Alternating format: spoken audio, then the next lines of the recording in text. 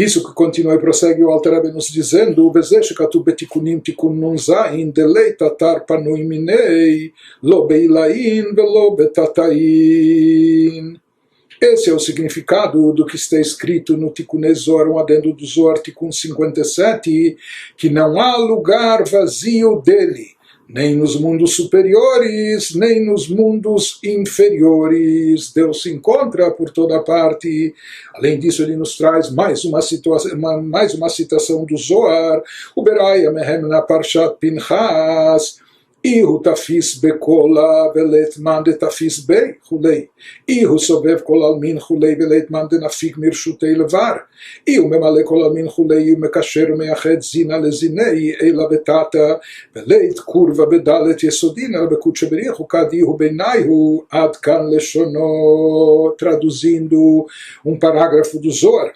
E no Zohar Rai Mehem na Parshat Pinchas está escrito, agora transcrevendo as palavras do Zohar: ele, Deus, apreende tudo, mas ninguém o apreende, o capta. Ele circunda todos os mundos e nada sai de seu domínio. Ele preenche todos os mundos, ele liga e une uma forma à outra, superior e inferior, e não há interação entre os quatro elementos sem a presença neles do Santíssimo, bendito seja. E aí vem aqui ao fim da citação desse parágrafo traduzido no Zohar. Ele nos diz, o Alter Rebbe, ele prossegue agora e nos explica, interpreta que mesmo isso que está escrito, que ninguém o apreende, ninguém, não só seres humanos, mas até seres angelicais, celestiais, superiores, não captam, não são capazes de apreender, captar, absorver a divindade. Mas ele vai nos explicar que o significado disso não é que Chas v'Shalom, que Deus se retirou e por isso ninguém é capaz de captá-lo, porque ele está fora, longe, apartado, distante. Ele vai nos dizer não. ורצונו לומר ליתמן דתפיס בי שאין מי שיתפוס בהשגת שכלו מכל שכלים העליונים במהותו ועצמותו של הקדוש ברוך הוא, כמו שכתוב בתיקונים, סתימה דכל סתימין ולית מחשבה תפיסה בך כלל. O significado de ninguém o apreende, que ninguém o capta e etc. Não é que ninguém é capaz de o aprender porque ele se retirou, ele se afastou, se distanciou e etc. Não, ele nos diz não, aqui também no Zohar, não podemos traduzir de forma literal e interpretar isso superficialmente. Então temos que saber como interpretar, saber entender e captar a profundidade do conteúdo do texto. O significado de ninguém o apreende que está no Zohar, no que se refere à luz transcendente de Deus, que circunda todos os mundos. O que o Zohar quer nos dizer é que mesmo entre todos os intelectos celestiais, não só intelecto humano, mas até intelectos celestiais, angelicais ou almas não encarnadas, nenhum é capaz de apreender a essência e ser de Deus com sua mente. Aqui o Zohar quer nos dizer que qualquer criatura, por mais elevada que seja, tem, por mais capacitado que seja o seu intelecto e por mais elevado e espiritualizado que seja, porém, nenhuma criatura é capaz de apreender a essência e ser de Deus com sua mente, como consta no Tikkun Zohar. Deus é chamado o oculto de todos os ocultos. A essência de Deus é algo tão elevado que permanece oculto para tudo e para todos. Por isso ele é chamado do oculto de todos os ocultos. Nenhum pensamento, nas palavras do Tikkun Zohar, nenhum pensamento pode apreender-te, pode captar a Deus de modo algum. Seja, ele nos fala que mesmo no plano superior entre criaturas elevadas, anjos, almas, sefirot, etc., que eles têm uma grande capacidade não só intelectual, mas espiritual, porém não são capazes de apreender, de captar a essência divina. E por isso o Zohar fala, de fato, que Deus é chamado do oculto dos ocultos. Ou seja, que esses níveis que são ocultos para nós, que significa que nós não temos acesso, não temos a capacidade de apreender. Mesmo esses níveis ocultos, se fala que Deus é o oculto dos ocultos. Ou seja, a essência divina está infinitamente maior do que esses níveis que por si só nós já não temos capacidade de atingir. Leit machshavat tfisa bachlal, nenhum tipo de pensamento, não só humano, mas até angelical, espiritual, de almas, nenhum tipo, mesmo pensamentos superiores, não é capaz de apreender, de captar a essência divina. E ele nos traz, ele continua aqui nos explicando o que significa esse conceito que o Raya Mehemna, que o Zohar traz. Leitman de Tafis Bey, que ninguém é capaz de apreendê-lo. E aqui, interessante que em português nós podemos até traçar essa distinção, uma pequena nuance, não é? Existe aprender, no sentido de entender, e apreender, no sentido de captar. Não é? E aqui, de certa forma, ele nos explica que quando se fala que ninguém é capaz de apreender o Leitman de Tafis Bey, há dois sentidos. Um sentido é aprender ou captar, entender. Então, aqui nesse sentido, ninguém é capaz de entender intelectualmente a essência divina, ninguém é capaz, através do intelecto, de captar e entender a divindade. E o segundo sentido é apreender, ou seja, aprender no sentido de captar e absorver, assim como, por exemplo, a alma, nós vamos ver a seguir, a alma é apreendida pelo corpo. O corpo, na verdade, capta e absorve a alma se integra com o corpo. Mas em relação a Deus isso não ocorre. Ou seja, que a essência de Deus é tão transcendental que ninguém, nenhuma criatura, nenhum ser, nenhuma dimensão, nenhum mundo é capaz de apreendê-lo, de absorvê-lo, de integrá-lo dentro de si. Isso que ele vai nos explicando em seguida.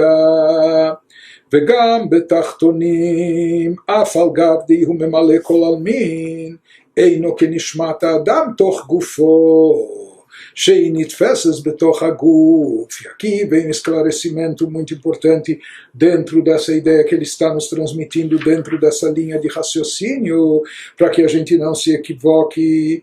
Ele nos fala que até nos mundos inferiores, apesar de que, conforme diz o escrito, ele preenche todos os mundos. Se Deus é onipresente, Deus preenche todos os mundos, a gente poderia então imaginar, e conforme o Talmud diz, Deus preenche os mundos, no mínimo como a alma também preenche o corpo.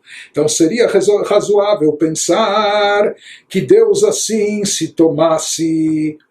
Desculpe, que seria então razoável pensar que Deus assim se tornasse apreensível, já que ele preenche os mundos, está de fato aqui presente e preenche todos os mundos para lhes dar existência, ele preenche assim bem sua onisciência e etc., da sua onipresença. Então seria razoável pensar que ele se tornasse apreensível mesmo aqui, ou seja, que ele se tornasse, já que ele está aqui presente, aqui dentro do mundo, dentro das criaturas, dentro de nós, a gente poderia imaginar que então a gente poderia apreendê-lo, assim como a alma é apreendida pelo corpo. Mas aí vem a novidade que nos fala o Zohar, não, em relação à presença e atuação de Deus, ele de fato está presente, mas de uma forma distinta, mesmo aqui ninguém o apreende, mesmo que ele está efetivamente presente aqui, a sua essência se faz presente aqui de forma total efetiva, mas ninguém o apreende. Conforme ele vai nos explicar em seguida. Ou seja, para dar vida e existência a todos os mundos e universos, nós vimos que Deus, ele realiza o Tzimtzum para limitar e condensar a expansão da sua luz infinita, porque ele cria universos finitos, mundos limitados nas dimensões de tempo e espaço, que isso significa limite. Então Deus, em primeiro lugar, submete a revelação da luz infinita ao Tzimtzum, para depois se revestir no mundo, no universo, nas criaturas. E esse é o conceito que na Kabbalah, no Zohar, é chamado de Memale Kol Almin, que ele preenche, então, através disso, todos os universos. Ou seja, que Deus dá vida a todas as criaturas com uma vitalidade compatível a elas, para cada criatura no seu nível. Então, o tipo de vitalidade que uma pedra necessita é distinto do tipo de energia vital que um vegetal necessita. E a energia vital presente num vegetal é distinta e inferior à energia vital presente no reino animal. Por outro lado, a vitalidade presente na criatura humana é infinitamente maior e superior. Depois nós temos a força vital presente também em anjos, sefirot, etc. Mas essa variação de energia vital, ou seja, que ela se adapta às características da criatura, e cada uma, em cada criatura, em cada ser, conforme o ser é capaz de captar.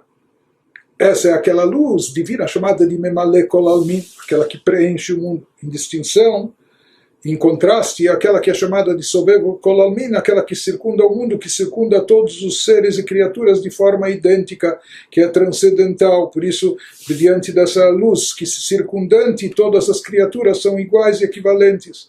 Mas aqui estamos falando ainda da luz preenchente. Ou seja, que Deus preenche da vida a todas as criaturas com essa vitalidade que lhes corresponde, e essa vitalidade está presente no interior de cada criatura, dando-lhe vida, dando-lhe existência. Apesar dessa vitalidade, e aqui ele nos diz, essa é a novidade, e apesar dessa força vital estar presente no interior de cada ser e criatura, ao mesmo tempo ela não é apreendida e captada pelas criaturas, diferente do que ocorre com a alma que se reveste no corpo para lhe dar vida, que nós vamos ver que a alma sim se adapta ao corpo, é apreendida por ele, é captada por ele, e dessa forma nós vamos ver que o corpo acaba também impactando e afetando de uma forma ou de outra a alma, causando nela variações e mudanças. Mas em relação à atuação de Deus no mundo, nas criaturas, tudo aquilo está nos trazendo isso, para que a gente não confunda, para que a gente entenda que a forma de Deus dar vida, e não só vida, existência ao mundo é distinta e diferente da forma, por exemplo, que a alma dá vida ao corpo. Por isso ele nos diz: Deus não preenche os mundos da mesma maneira que a alma está presente dentro do corpo, pois a alma é apreendida pelo corpo. Efetivamente, a alma sim é apreendida, captada pelo corpo, a tal ponto que é influenciada pelas mudanças corporais e sofre variações de acordo com elas, afligindo-se com os golpes recebidos pelo corpo, ou o frio intenso, ou o calor do fogo, etc.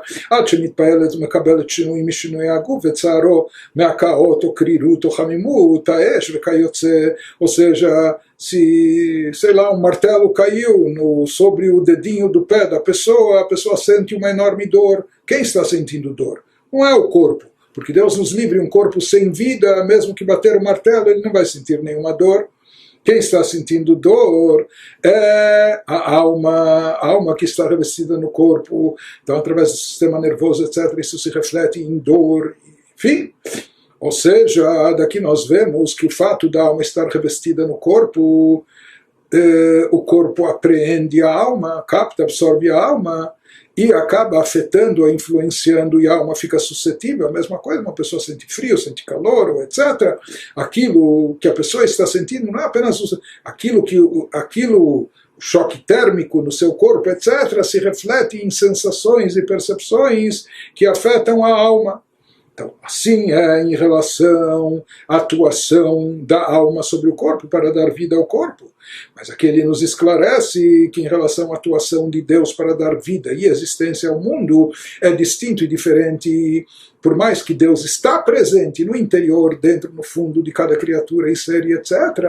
E não só dando vida como a alma dá vida ao corpo, mas também dando existência, tirando isso do nada, mas ao mesmo tempo, e o que está presente é a essência de Deus, Deus não se retirou, o Tzimtzum não é literal, por mais que essa essência se faz presente, efetivamente está lá, mas ao mesmo tempo ela não é apreendida pelo mundo, pelos seres, pelas criaturas, e por isso o mundo inteiro não causa nenhuma mudança mudança e variação para o Criador. Mashem kein bakadosh baruch hu she'einu mekabel shum shinui mishinuyei olam hazeh. מקיץ לחורף ומיום ללילה, כדכתיב גם חושך לא יחשיך ממך ולילה כיום יאיר, לפי שאינו נתפס כלל תוך העולמות, אף על גב דממלא. Traduzindo, isso não acontece com Deus o que acontece com a alma em relação ao corpo, isso não acontece com Deus, que não sofre nenhuma variação em consequência das mudanças desse mundo. Em relação a Deus é completamente indiferente, indistinto, não há qualquer alteração de verão para o inverno ou de dia para a noite, como está escrito em Salmo 139:12, as trevas não obscurecem para ti e a noite brilha como o dia.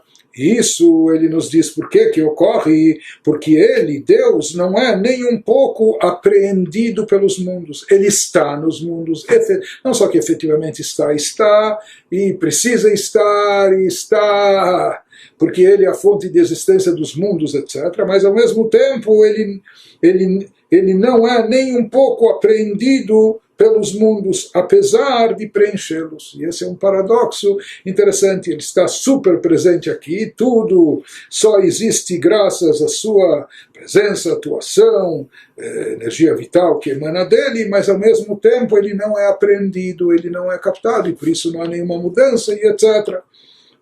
Então esse é o paradoxo, apesar de Deus estar intensamente presente e revestido em todas as criaturas e seres para lhes dar vida e existência, assim como a alma está revestida e investida no corpo, mesmo assim ele não é apreendido pelos seres e criaturas e por isso ele não é impactado, afetado, influenciado por elas, e elas, as criaturas, não causam nenhuma mudança em relação a Deus.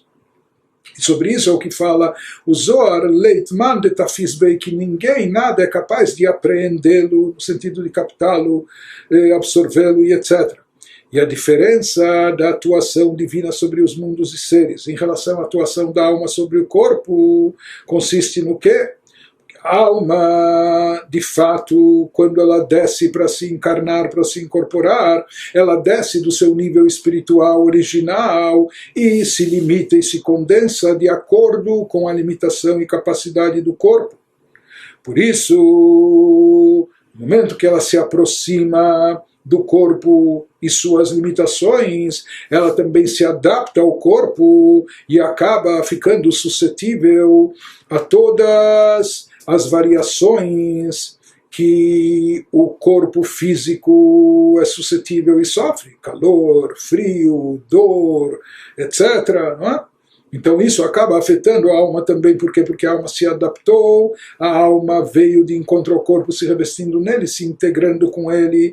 Porém, no caso da força divina, no caso de Deus atuando no mundo, no universo, mesmo quando Deus, a luz divina, preenche o universo, é a fonte vital de existência de todos os seres e criaturas, porém, essa luz permanece assim como ela é, no seu nível superior e original, e diante do nível original da essência divina, todos os mundos são anulados e nada representam, são insignificantes, como se não existissem, sem identidade própria, etc., anulados diante da divindade. Então, perante essa luz divina que se faz presente aqui, e que é a fonte de existência, se reveste no mundo do universo, continua a mesma percepção, não só a mesma sensação, continua essa mesma relação, que os mundos estão completamente anulados diante dessa luz divina, ou seja, que mesmo Deus estando aqui no plano terrestre, nas dimensões de tempo e de espaço, ele continua sendo transcendental, ele não se limita, não é apreendido